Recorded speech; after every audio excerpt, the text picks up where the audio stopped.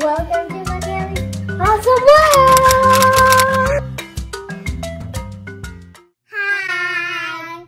Welcome back to Moriarity's Awesome World.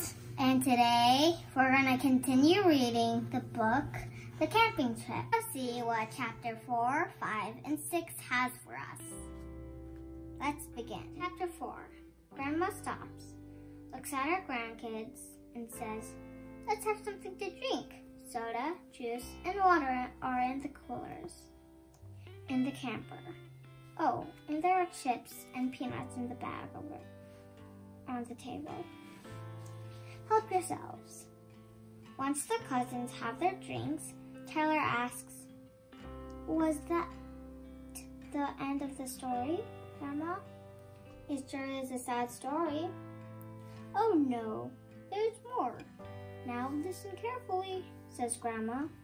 She starts her story.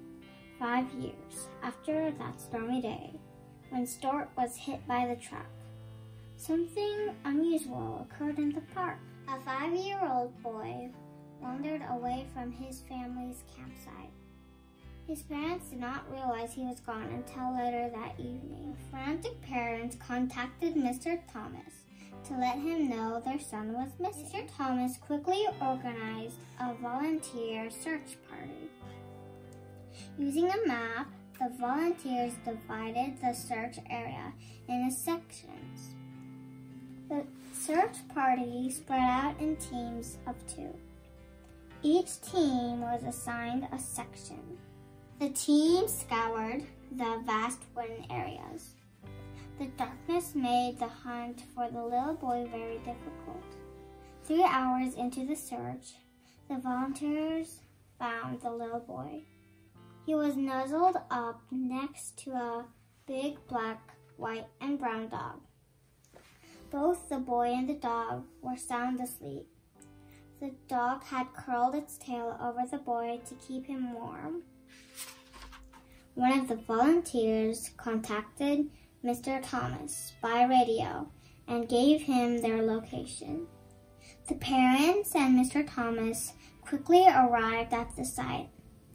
The parents immediately ran to their son.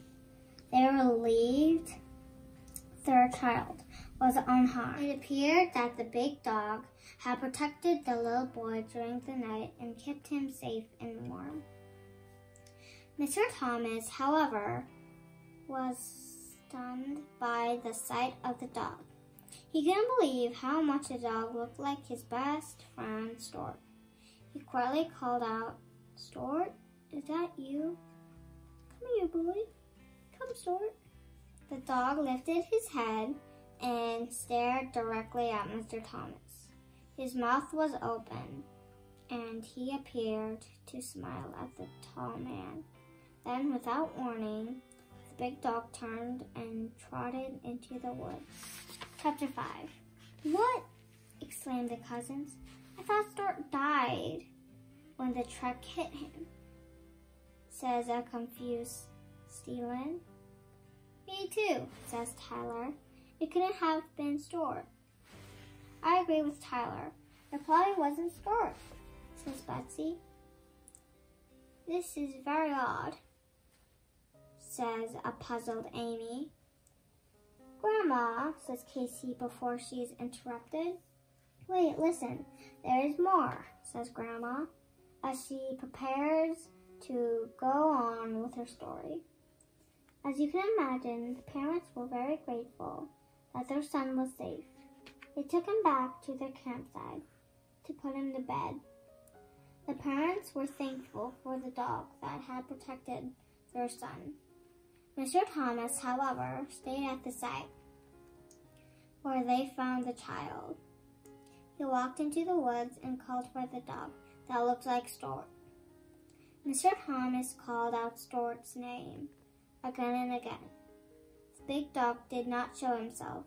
After several minutes of calling for Stuart, Mr. Thomas stopped searching for the dog that looked like his best friend. Grandma pauses her story to take a drink of water. As she places the cup of water on the ground next to her chair, Grandma continues her story. The day after the boy was found was the last day of summer camping season that year. The park was busy, and guests packed up their cars, trucks, and campers. As the campers left their campsites, they waved goodbye to Mr. Thomas. Many shouted, "See you next summer!" It was late afternoon by the time the last camper left the park. Mr. Thomas once more went back to the place where they had found the little boy with the big dog. So did Mr. Thomas ever find Stuart? Interrupted Stephen. Well, in a way he did, and in a way he didn't, replied Grandma. Huh? The cousins say in unison. Chapter 6. Grandma resumes her story. Another 5 years passed, and then the dog that looked exactly like Stuart appeared again at the park.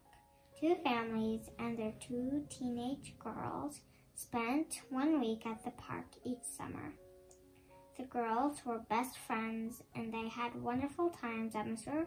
Thomas's camping park. One morning, the friends decided to go for a hike. They stuffed their backpacks with snacks and water. They were excited to go explore the woods.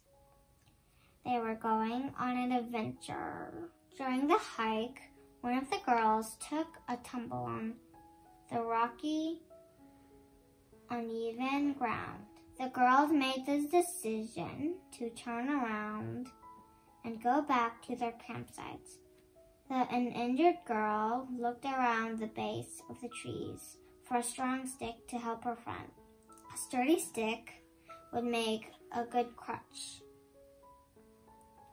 The walk back would be tricky over the bumpy ground. Suddenly, she came face to face with a big black, white, and brown dog. It was dragging a large stick with its mouth, and doing so with very little effort. As the dog dropped the stick at her feet, it appeared to smile at the girl. Then, just like that, the large dog turned away and disappeared into the dense woods. The girl picked up the stick and stared after the dog. The stick was perfect. It is. The girl quickly emptied her pack and carefully wrapped the flattened backpack around one end of the stick. Her friend would have a cushion for under her arm. Very carefully, they made their way back to the family's campsites. Once the girls reached their campsites, their parents called Mr. Thomas and the camp's nurse, Mr. Kai. Mr. Thomas and Mr. K quickly reached the campsites. Nurse Kai tenderly examined the injured girl's ankle. He was concerned about the swelling. Nurse Kai had to determine the extent of the injury. He concluded the ankle was not broken. Nurse Kai carefully wrapped it with an elastic bandage. He made an ice pack for the ankle using ice from one of the coolers. The injured friend settled in the chair and propped up her ankle. The girls told their families, Mr. Thomas and Nurse Kai, about the accident.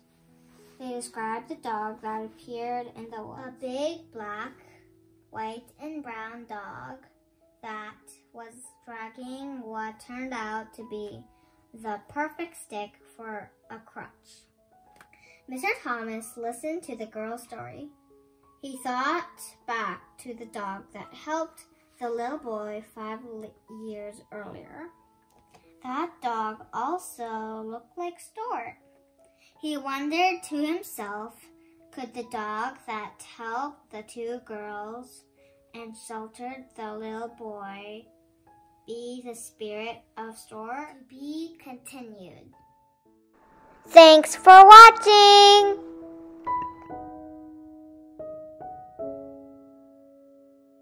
Don't forget to like and subscribe.